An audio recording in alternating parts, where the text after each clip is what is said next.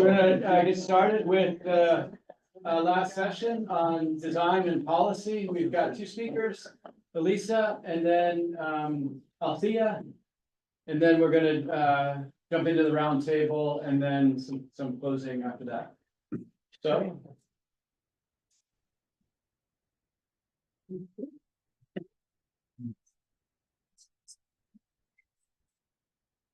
Hey folks. I know it is the last panel of the day and it's after lunch, so I will try to bring the energy. I usually can't help it. But I recognize that we are all a little sleepy, so I will jump right in to talking about tsunami evacuation planning in Washington State and how we take the science and the work that we do with Washington Geological Survey and translate that into emergency management. So just to give you a very quick overview of kind of some of the products that we have available in Washington, we have 3 different kinds of maps that we use right now. We have our tsunami inundation maps, which obviously show, the inundation on land. We have those right now for kind of our CSC L1 scenarios. That's that 9.0 earthquake and tsunami. It's what we do a lot of our planning to. We have that for our entire coastline. So we've got 3,000 miles of shoreline that we are trying to cover. That is a lot, and that's why it has taken us a while to get all of that modeling and that mapping done. We have CSC for our entire coastline now. We also have the Seattle fault zone, so that's crossing the Puget Sound. So we have that one now. And then Washington Geological Survey is working on an Alaska Aleutian subduction zone scenario for our outer coast, modeling very closely to that 1964 Good Friday earthquake scenario, just with the epicenter moved a little bit so that it's hitting Washington with the maximum wave. So that's sort of our maximum considered distant event. We're really excited to get that modeling and mapping out so that we can show our locals on the outer coast, here's what you can plan to for this distant event.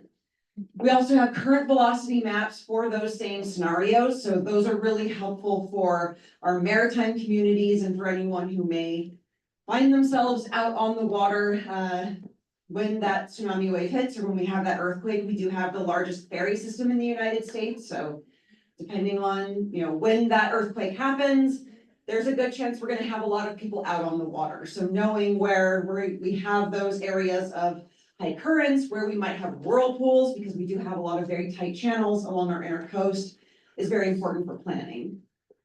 And then finally, we have our tsunami evacuation walk maps. So we only have these for our Cascadia scenario, at least right now, because for the most part, that's really what we need people to know intuitively where their evacuation route is, because this is the scenario, especially for our outer coast, where we've got communities that potentially only have 10 or 15 minutes once that ground shaking stops to get to high ground. So they need to absolutely know exactly where to go, where the closest high ground is, how to get there, what bridges or, little land bridges, anything like that might be out, what their backup route might be, that kind of thing. So we've been working on getting these evacuation walk maps for all of our outer coast communities. Something that's really interesting about these and that makes them a very popular resource with our emergency management partners, but also just with the public in general, is that they have walk times on them. So anywhere you are on the map, you can see more or less how long it would take you at a slow walk speed to walk to the closest high ground. So it's very easy to tell, if I'm standing here at the end of the Long Beach Peninsula, I can see that the wave arrival time is 15 minutes, and I'm in the bin of it's 90 plus minutes to walk to high ground. Well, that's a very stark image for some of our communities, but it's a really great visual for them as well. Right now we have a different handful of official tsunami signs that we use in Washington. These are provided by our program. Something I want to say before I go any farther. Basically everything I'm talking about is funded through NTHMP. My position, everyone on my team, most of the work the Washington Geological Survey does, at least when it comes to tsunamis, all of the maps, models, we purchase signs, we give them to our locals for free. All of that is through our NTHMP grants. Just keep that in the back of your mind in case someone mentions that they've maybe cut its funding. No, nothing to worry. So these are the signs we have right now. I've got the little new ones right here. They're relatively new in the last couple of years. They're slowly getting out into the communities. One thing that we really try to do in Washington, I know our other partners do as well, is get as much community feedback as possible. So the entering and leaving tsunami hazard zone signs were requested by our locals. We came up with some different designs. I think these ones are based very closely on what they use in Hawaii. We had them vote on them, so these are something that was requested by the community and approved by the community. These are really important, especially again on our outer coast, because we have a lot of areas where you're in the inundation zone and then you're out of the inundation zone, and then you're in the inundation zone and then you're out of the inundation zone. And it's very hard to tell where you are when you are. It's not really obvious that you are in the inundation zone or you're not. So having these signs is a good visual reminder of when you're in that hazard zone. Now, one thing we have done in the last couple of years, using a lot of that mapping and modeling, is we were finally able to do a wayfinding assessment funded through NTHMP. So we teamed up with the University of Washington and had their graduate and undergraduate students walk all of our mapped tsunami evacuation routes. So any community that had one of those evacuation walk maps got to be part of this study, or any community that had a draft map for that year. So we were trying to include as many communities as possible. It was a total of 28. So mostly on our outer coast, a couple of our inner coast communities as well. And essentially what we were trying to find out is, where do we currently have tsunami signs? Because we didn't know. Where do we need more signs? And are the routes that we have on our maps all viable? Are there things we need to do to make them more viable, to make them more accessible? So these students walked over 1,000 miles of evacuation routes. They ground truthed all of them. They walked everywhere that they could. They didn't go on private property, but anywhere that it was public property.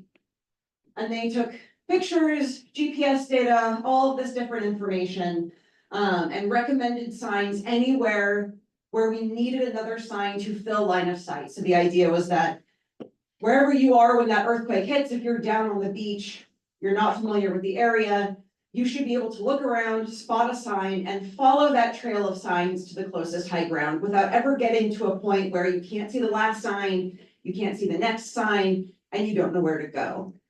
One, because sometimes it's not clear, and two, not everybody is, a natural wayfinder and can just go, I need to go this way. That's not always clear to folks. And in places like Long Beach, high ground is over a mile away sometimes. So it's not easy to navigate there. And then we took all of this data, we organized it into Google My Maps pages. So shout out to California for giving us that idea.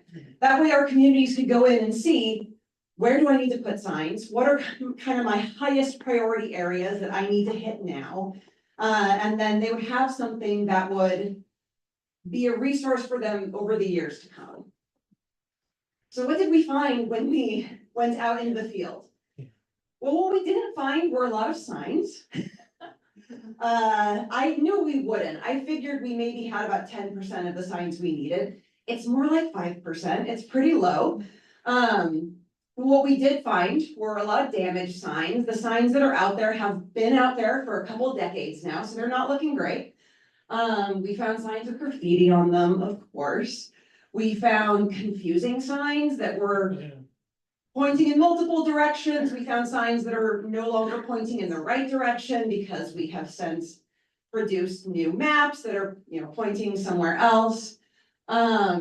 We found evacuation routes that lead onto private property, which on the one hand is fine, that's unavoidable. But if you've got, private road, no trespassing, violators will be shot on site or something. That might be a barrier to folks, especially people who are not familiar with the area or have other, very valid reasons to not want to break the law if they think they're breaking the law. So something that we want to keep in mind as we're doing that evacuation planning. We also found locked barriers. So a lot of our evacuation routes lead to gates, to car barriers, which Most people will not be evacuating on a car, but they might have a stroller, or they might have a wheelchair, something that's gonna keep them from going through. Or it might just confuse them and they might stop there. And then we found a lot of routes that are just not really accessible. That are, along washed out embankments, or that are, you can't really see with this unpaved one, but that was a pretty steep incline. And it was very, very muddy. So it was not something that I would have felt comfortable trying to make my way up in the middle of the night in the rain. And the wrong kind of shoes, you wouldn't have wanted to be walking on it in the middle of the day either. So a lot of things that we can, over the years now, start to work on. So for the 28 communities that we were able to cover in this process, we found that we need over 1,700 more signs just to fill in that line of sight. And that's just along those evacuation routes. That doesn't cover our state parks. It doesn't cover, private gated communities that our students couldn't go into. That's just covering those routes. And so we're working on that. We gave our local jurisdictions the Google My Maps, so that those are resources that are theirs now to edit and update and change however they want.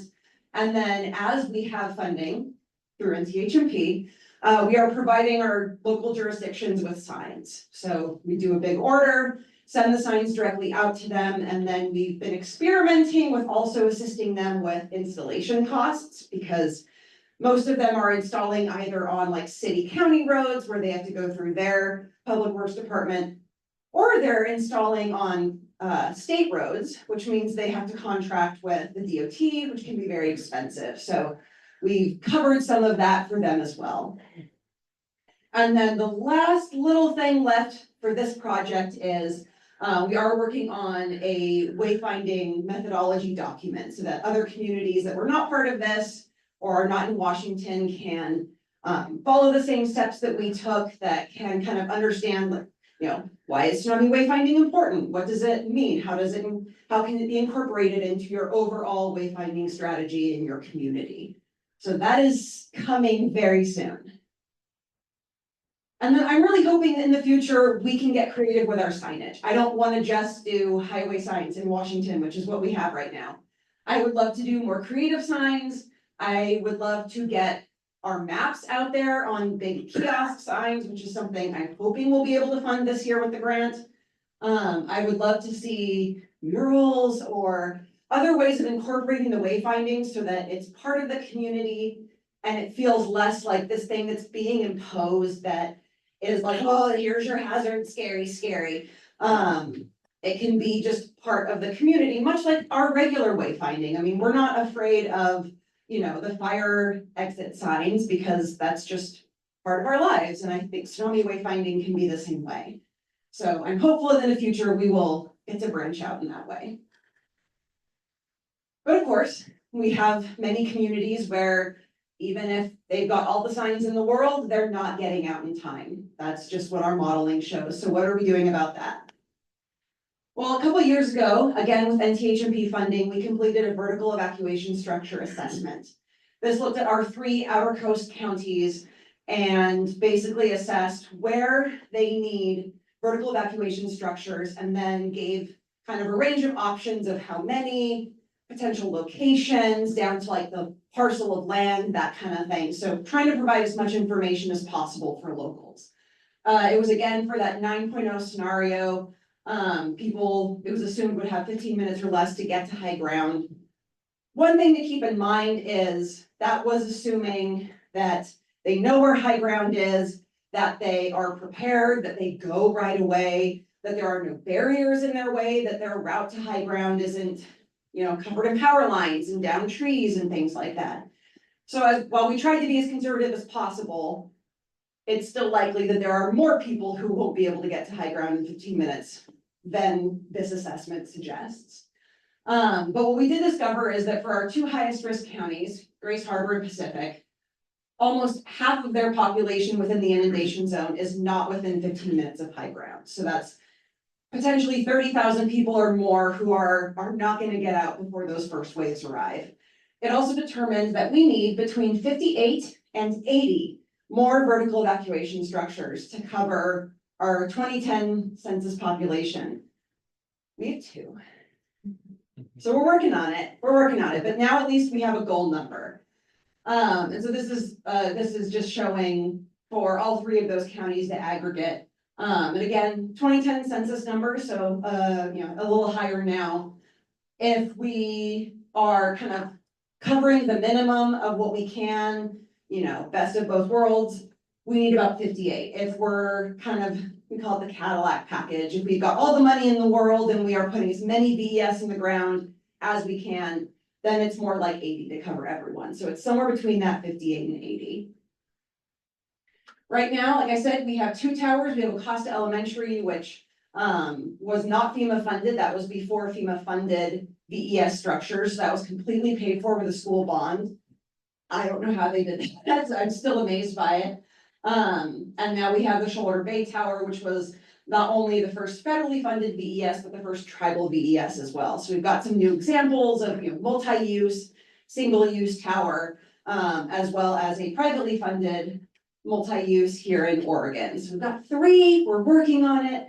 And then City of Ocean Shores and Westport both have been awarded funding through FEMA, so they are in the process.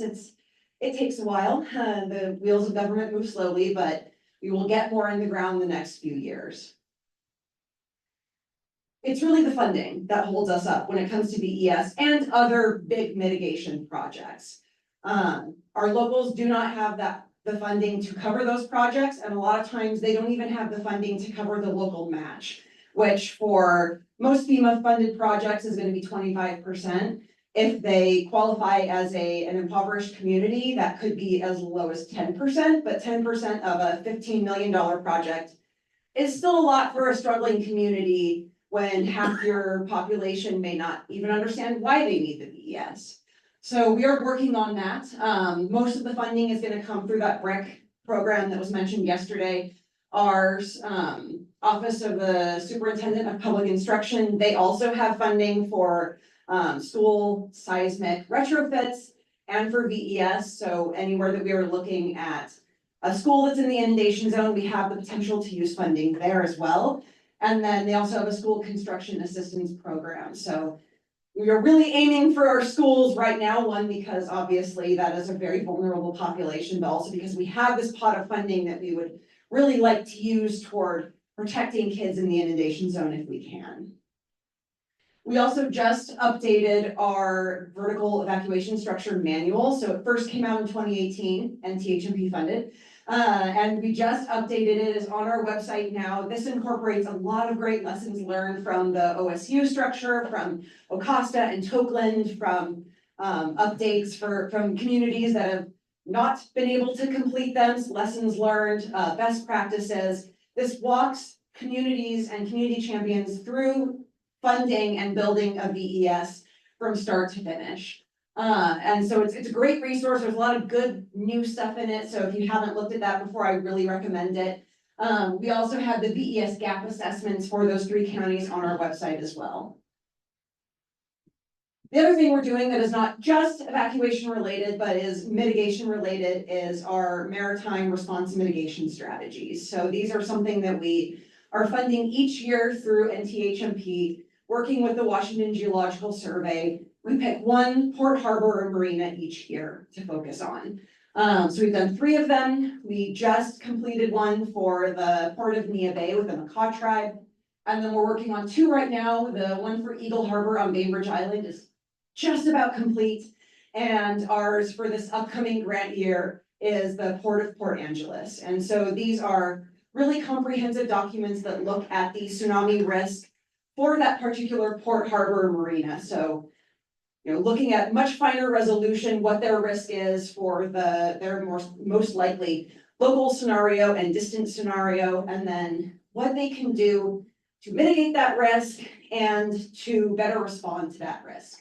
So we provide recommendations for mitigation things. It could be something very small, like replacing cleats and moorings on their docks so that when those waves come in, it's less likely that the ships that are tied to them will break free and become debris. Or it could be something much larger, like let's say they have a wastewater or a waste treatment facility or something, or a storage facility in the inundation zone? Can they permanently move it out of the inundation zone so it's not a risk? Or can they install a shutoff to it or to their fuel or electricity on their docks so that when those waves come in, they've already shut it off and then they don't have to worry about now there being a, electrical hazard during the tsunami or there being a fuel spill.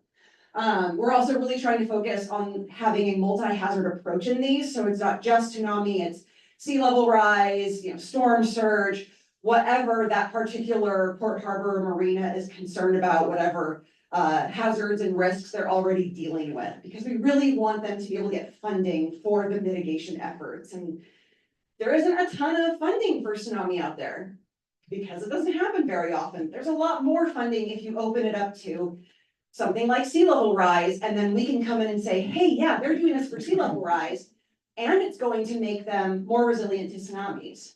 So we can provide, that letter of support or whatever, and strengthen that application. What I think is kind of the strongest and coolest part of these strategies is we do much finer resolution modeling at that location for whatever their common scenarios are. And so we have much finer inundation modeling, current velocity, and then what's really interesting and important for our maritime community is drawdown. So knowing, is there going to be a point at which, when that wave draws out, that our vessels or our floating docks are sitting on the floor of the ocean, so that when that next wave comes in, they are overtopped and knocked around. That's really helpful. That can be really helpful when they are planning, to expand their port. Maybe we don't want to put a dock here if it's too shallow. Maybe we want to dredge. That way we change what those currents look like. So having that really site-specific modeling is super helpful for them when it comes to planning. And that is all I've got. All of this, all of these resources are on our website, mil.wa.gov/tsunami. I am really grateful to have worked with the Washington Geological Survey and just want to hammer home the point that our emergency management partners, especially at the local level, really are thirsty for new information, for new data, even if it's not something they're super familiar with. If we can translate it for them, if we can tell them this is what that means for you, especially if we can make it look nice, a nice graph or something that they can show to their constituents, they are always ready and happy to receive that. Thank you.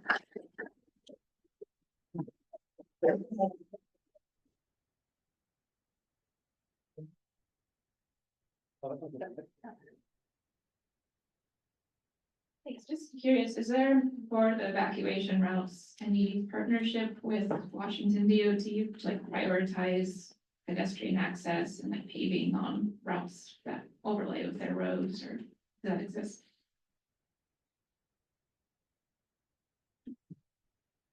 I haven't talked to them about that. Route hardening or, trying to make those routes more accessible is admittedly kind of a next step when it comes to having assessed them. The problem is that a lot of those routes are not state roads. I mean, they are onto private property or onto, unincorporated county property, that kind of thing. So it's kind of on a case by case basis.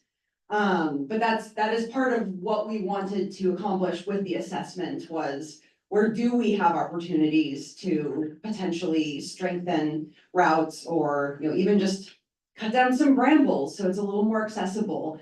Doesn't have to be something really big, but certainly that is something we can look at, is where we can possibly start hardening some of those routes. I know that the city of Port Angeles actually submitted a pre-application for this brick round to harden some stairs that they have that basically lead up a cliff to high ground. And so, that's not necessarily just for tsunamis, but that is a way that they are acknowledging, okay, we've got this hazard.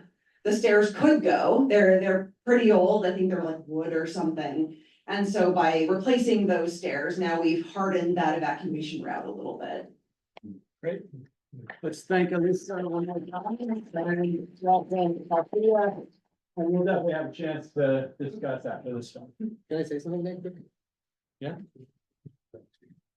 For those of you that are looking at the program, we have a change of speakers. Rhiannon Vizori from the Oregon Department of Land Conservation and Development was gonna talk about land use policies, but they couldn't make it. And so we asked Althea with very little warning. If she would step into the fray and tell us about OEM. So thank you, Althea. Yes, I can, yeah, thank you, yeah. Oh, no worries. The title of my talk today is, New OEM Who Dis. That's awesome. So we used to be a part of the Oregon Military Department, and in 2001, we became our own agency. And when I said before, in the before times, we were about 44 people. And now we are at 120 people. But we still only have one geological hazard person at OEM, so I am always really jealous of Washington State. So I did not have time to develop slides, so this is our website. So I thought we could just go ahead and walk you through who OEM is and what we do. So basically, our main functions as an emergency management agency is to run the state Emergency Coordination Center. So we are not a response agency. We won't show up with equipment to put out fires. What we do is help to coordinate those who are putting out the fires.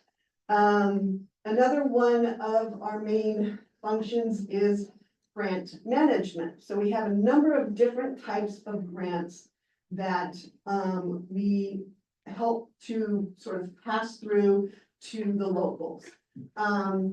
Most of our locals, emergency managers are oftentimes, they have another job and their emergency management duties are like 1/2 of their job.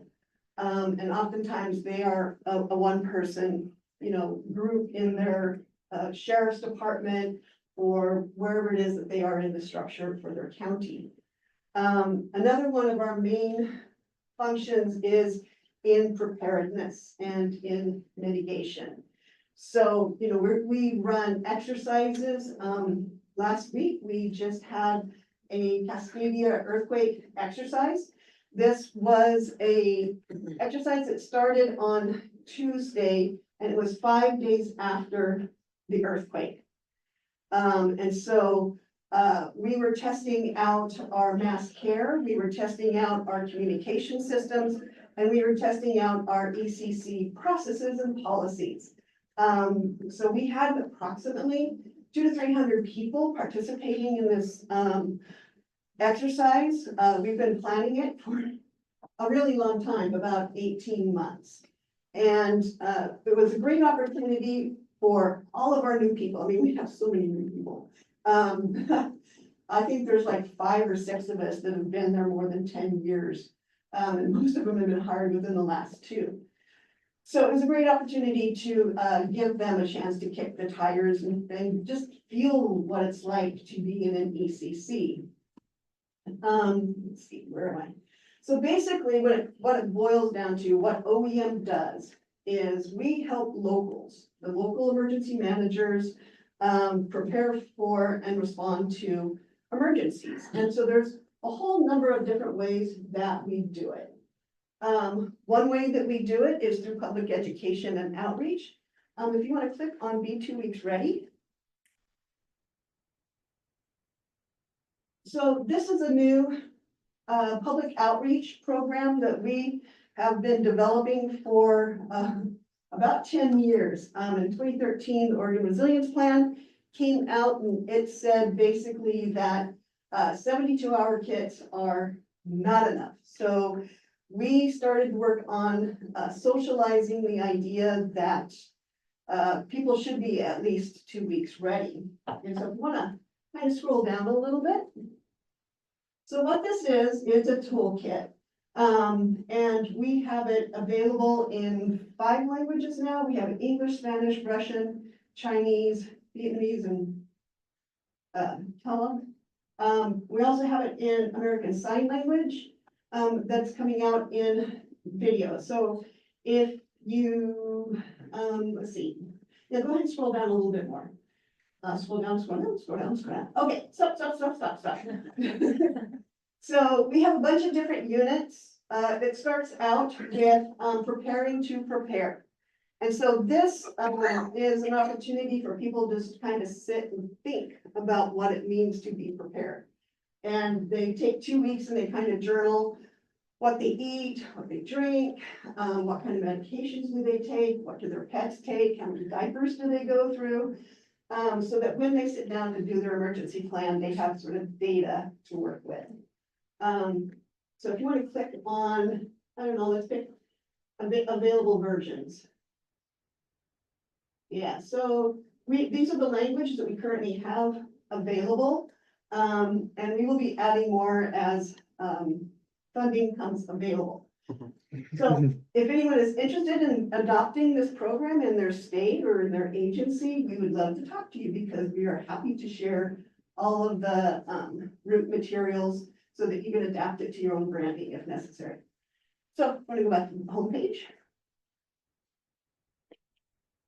So some of the other things that we do is we work with all the locals on training, on their exercise program.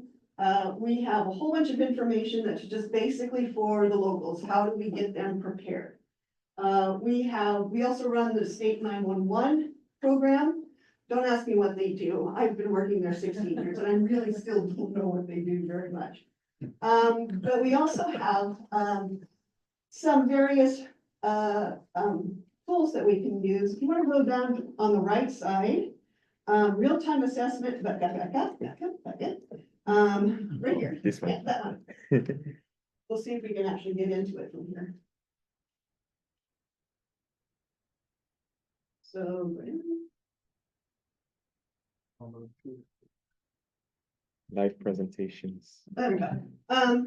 So this is our GIS, real-time situational awareness tool.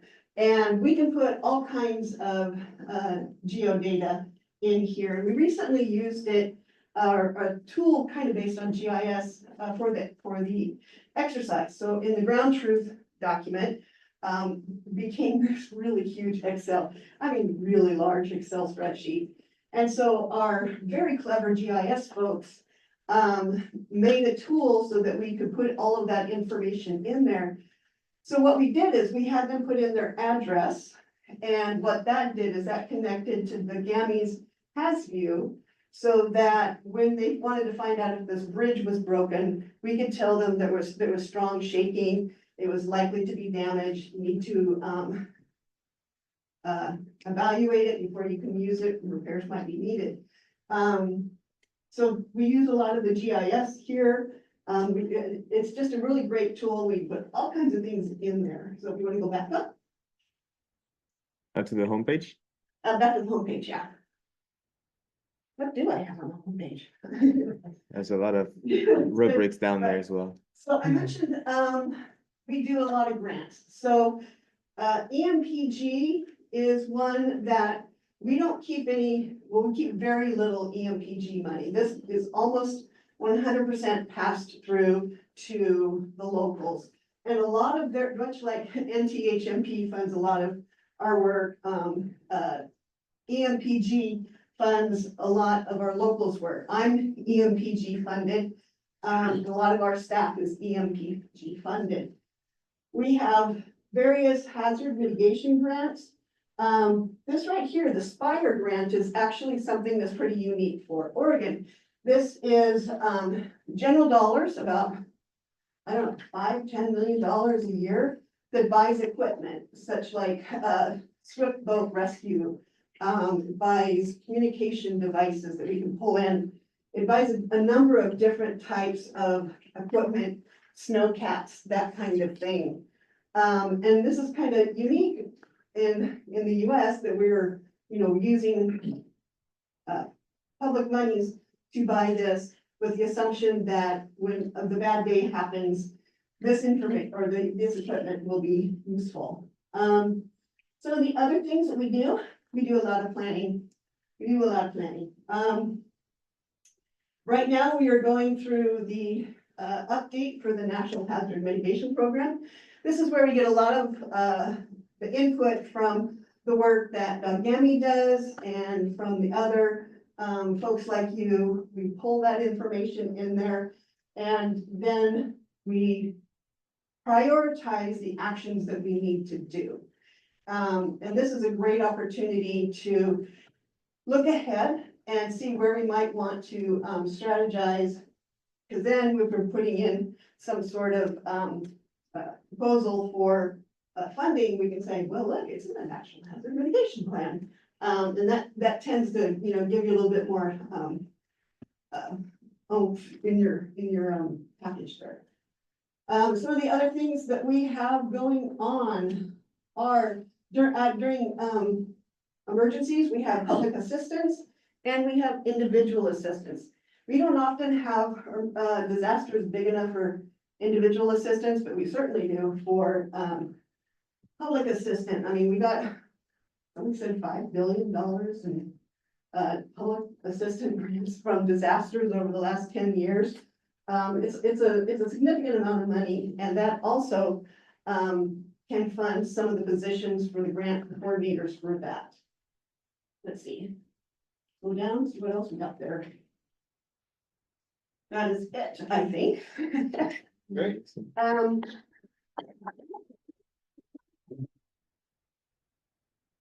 You have time for a question? Don't go. Hold on. I thought he's got a question. Thank you, Althea. Question related, I had a conversation with the state interoperability officer, Bill Chapman. And, he coordinates about the warning, for the statewide or the, OR alert. But, my question for you is, how does the OEM, interact with him and his office in terms of that, warning? And but also, this, for each county and for some of the cities, they are using, let's say, this is not for wildfire, but for wildfire, using different type of, like alert systems. And for that could be for other, type of hazards related here. So just, I wonder if you have any comments or information on that. Oh, absolutely, yeah. So, in our reorganization, becoming our own agency, we're going to make them into OEM at some point. So I think by next summer, Bill and his crew are going to be at OEM. So what he's talking about is we're trying to get all of our communication processes under one roof. Whether it's WIA, EAS, Shake Alert, and what we have is called Or Alert. And this is where if you are in Lincoln City, you can sign up for local emergency alerts, or if you are in Baker County, you can sign up for emergency alerts. So yeah, it's a great program. I rely heavily on Bill and his expertise when I'm doing a lot of my work. Great. Let's thank Althea again. I know there was a question that you had, I didn't get to, so I'm gonna give you first. Well, it wasn't a question, I was just following up on Amy's comment or question to Alyssa about working with DOTs and route hardening and stuff, and this is one of those how to leverage existing opportunities. So in Washington, the State Department of Transportation was required to look into and update most of their bridges that are fish bearing passages, so that they can have adequate space for fish to travel upstream. And so as part of that effort, when they're having to rebuild these bridges or culverts or fish passages, they're having to comply with the new AASHTO codes for transportation design, which requires designing for tsunami loads and impacts to that 1,000-year event for many of those bridges. And so that's a place I was just gonna point out where they are working and incorporating tsunami probabilistic modeling to try and understand the hazard at that 1,000-year event, sort of forcefully by, because they have to, but I think there's also an interest. And then as part of that, we had some really great conversations with them because they didn't realize in our evacuation maps necessarily that our assumption was that the bridges would fail and that that would be a hindrance to evacuation from those communities. And so when trying to prioritize scant funding for retrofits or new bridges, understanding which of those bridges are essential for evacuation for at-risk populations is now going into their decision-making. And so that was a good opportunity to have those discussions. Comment from here? Yeah, a question which came to my mind earlier. Thanks. For Elisa, can you remind me, how do you decide where to put the signs leaving tsunami zone? Or in other words, like which scenarios under the hood would determine that location? And is that location or is that scenario then used for the entire coast, or is that specific for communities? Yeah, that's a good question. So right now, I believe all of the signage that we have up is for that Cascadia subduction zone 9.0. Even for our intercoast, we don't have a ton of signs on our intercoast, but everything really is set to that. So signs are basically going up until what looks like in the modeling the map, you are leaving the inundation zone.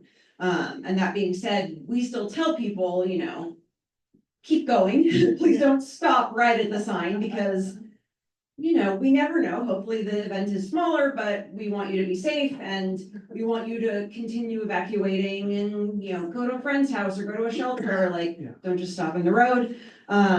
Make room for other people, that kind of thing. But yeah, so they're primarily placed, or the signs stop at the inundation zone for that 9.0 scenario. We don't have signs or different signs or anything like that for like a distance scenario. Just because people aren't going to be evacuating as far. We don't want to confuse people like go here for this or here for that. It's really just here's the inundation zone. Here's when you're in it. Here's when you're not in it. Great. Other comments? We gotta do this side of the room, so. Also for you, Lisa, super cool your work with ports, and I'm a bit biased because I love to work with maritime structures.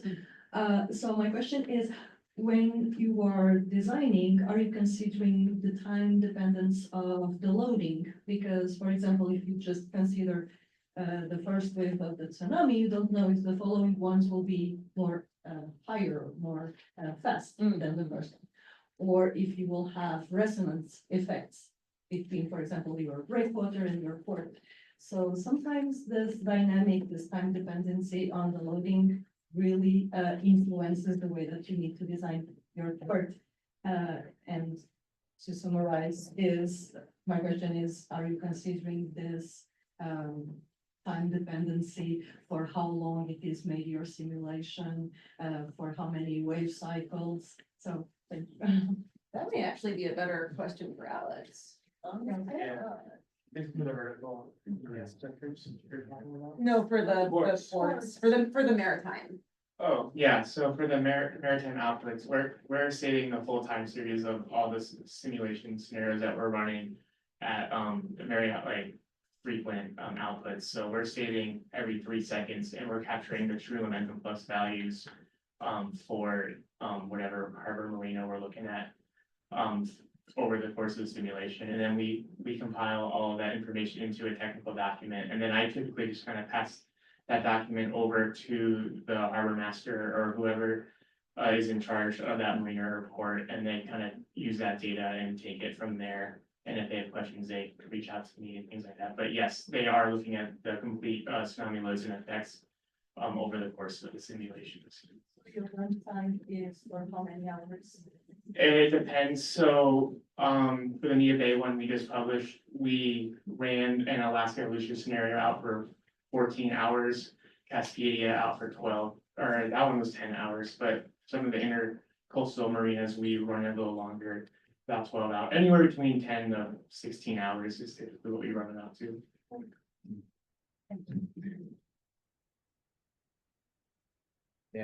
Continue moving this way.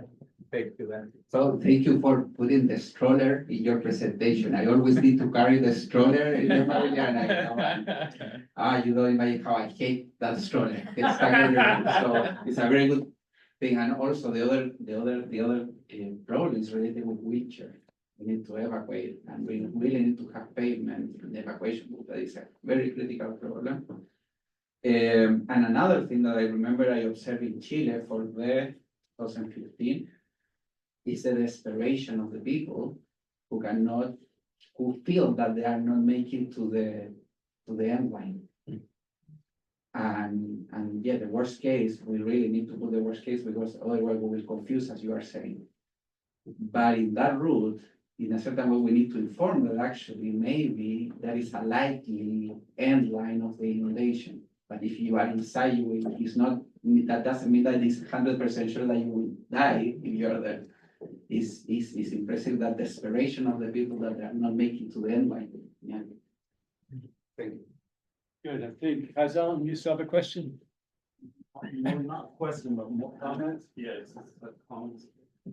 In terms of the collaboration with DOT and my interaction with Oregon DOT is in terms of their funding allocation resource is first of all is that a state route, and if it's state route then there are also criteria in terms of prioritization of that, and I think in overall in Oregon we have the resiliency being a top priority, but I think for Oregon DOT, this is certainly my understanding of them is, comparing with for worrying about tsunami or earthquake hazards, they worry more about the incidents and pedestrian safety and, bicycle safety and pedestrian safety much more than tsunami life safety. So I think it's a priority, kind of a difference as well. And from the DOT standpoint, we worry about the incidents happening on a daily basis more than that. And just another one is quickly reacting to your tsunami wayfinding. I think Dan and I we worked on that some of those aspects, and Jay Reskin from many of people OzPAC and sharing that. And we worked on a project on that using Nehalem Bay and on the Oregon coast. And I think one thing that I wonder, have you thought about any of the integration, let's say virtual reality? And much of those planning are talking about people that who are traveling, who are living there, and but also I think then also a different setting mentioned about we're really not planning enough for the people who are traveling, the transit population, and the idea was working with virtual reality, which was hospitality sector, setting up a type of booths. You don't have to really practice that, but just through that you can know, okay, what are some of the available evacuation routes and some of the features as well from those Google whatever type of tool, or there are other type of tools to be able to virtually kind of practice that type of route. I think that offers a lot of provisional capabilities. Great. Sure. So I'm gonna pass you also if you could talk a little bit to what Hazan just mentioned about transient populations. I know we have nobody from tourists. I know we don't have anybody from Oregon parks, but if you know anything about because they have a lot of parks in the inundation zone and camping. If you have any thoughts on that as well. So just I think comment back to Amy about evacuation routes and hardening routes. So that's something that we work with at the community level. So we've done evacuation modeling in every community on the Oregon coast, including virtually every state park. And so as part of that, we run multiple sort of evacuation type scenarios to identify the best available routes. And we may actually even look at potentially cutting new routes in, you know, based on what we see in LiDAR data, so ground terrain data, we can actually see old roads that may have been, covered with vegetation since, but could be reactivated that may provide a more direct route. So we look at all those types of options, and then we lay it out to the communities to make their decisions from. So they can actually then take it to the next level and say, okay, we're gonna bulldoze a route through here and reinforce it. So there's ways that they can get data from us to assist with that process. Comment on leaving evacuation zones. So one of the issues there is that, and this is something that we need to be thinking about going forward, is that you can have as many as several thousand people congregating at a single evacuation endpoint. And there's a capacity issue that's not being discussed right now, but you know, it's in the back of our minds, it's something we're concerned about. And there are many of these up and down the coast. Especially when you start factoring in the transient population, which is the tourist population. I mean, it's terrible on the Washington coast, it's terrible on the Oregon coast. I mean, our population could potentially double. We've got about 160,000 residents on the coast. It could be anywhere from 200 to 300,000 people on the coast in the middle of summer when cascading happens, and you don't have capacity to deal with that number of people. And so we've been doing evacuation modeling, risk-based casualty modeling, looking at both the permanent residents to figure out, well, okay, that's one end member. We can quantify that pretty well, and then we can add in the transient visitor population. That's another more extreme end member. And reality is probably going to be somewhere in between, but we need to be thinking about that range plan for vertical evacuation structures or hardening evacuation routes, because, you know, we've got narrow streets, pylons, buildings that are going to collapse, all that sort of stuff. And you've got to get thousands of people through these corridors. And then last thing is working with parks. So yes, we've actively working with parks to, again, assist them with identifying evacuation routes for people who may be camping, and trying to provide improved signage, you know, talking about vertical evacuation structures and all that. Is that, Yep. Thanks. Other thoughts and questions? We'll maybe take one more and then we're gonna take a break. Rachel wants to ask the last one. All right, well, let's. Hang on, can I say something? Yeah, of course. Just before we go to break. There you go. Thanks. Just before we go to the break, and just to tell everybody something, because I know a few of you might be leaving right before or right after. I want to point out to you that Crescent runs a seed grant program, and I just want to read to you a few of the priorities for this year. It's about to be announced. Solicitation is about to be announced probably in a week or so.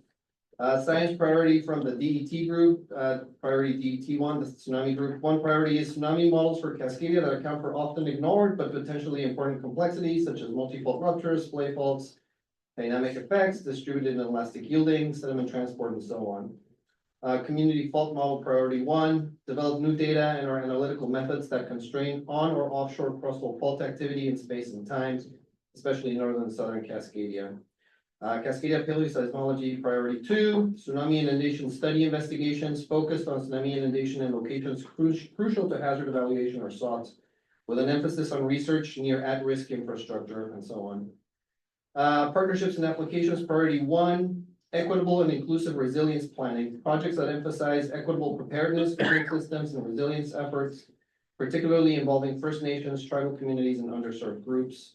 P&A priority 3, translating science into action, co-designed research and product development focusing on practical applications of Crescent-related research, including but not limited to loss modeling, scenario development, and resilience building. Sound familiar, all these things? Geoscience education and inclusion priority 2, conduct trust building, listening sessions, or other activities that foster potential partnerships between tribal, secondary schools, or community colleges in Crescent. Priority 3 for GI, pursue place-based research that explores the intersection of traditional ecological knowledge and questions that align with working group science priorities. The proposals are 1,750 words. That's about 3 pages and a figure. We made it so that they're quick to put together, and we'll try to review them quickly and get you a decision quickly. We funded 14 last year, so if you have an idea that responds to any of this and you can apply for federal funding, consider applying for a seed grant. All right, go get call. Thank you.